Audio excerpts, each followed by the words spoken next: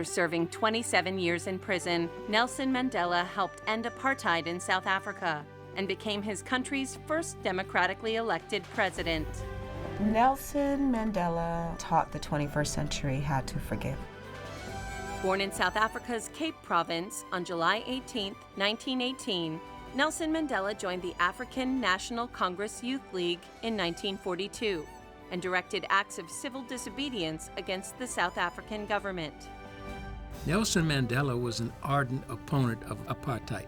He came from this traditional clan which had a reputation for being fierce warriors that fought white domination from the very beginning. And he felt it was his sacred mission to somehow rid his people from this scourge.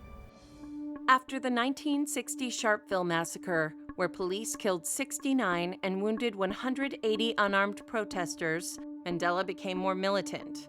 3 years later, Mandela and 10 others were sentenced to life in prison for sabotage and conspiracy to overthrow the government.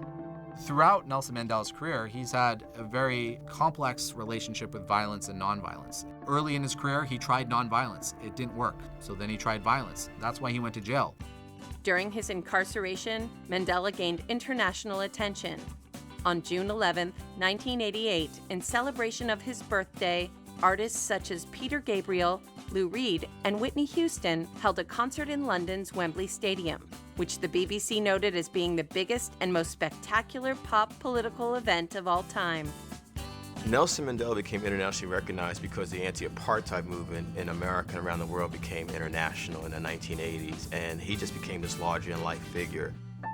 On February 11, 1990, South African President de Klerk released Mandela from prison. 3 years later, both men were awarded the Nobel Peace Prize for their work in ending apartheid. On May 10, 1994, at the age of 77, Mandela was elected president. There never was one like him, and there probably never will be another like him. He was committed, once he got his career going, to not only liberating the South African people, but also being committed to human rights and human dignity.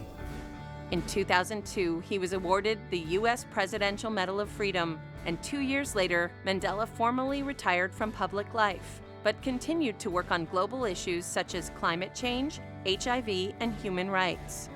Nelson Mandela died on December 5, 2013, at the age of 95. When Nelson Mandela died, we lost a great human being.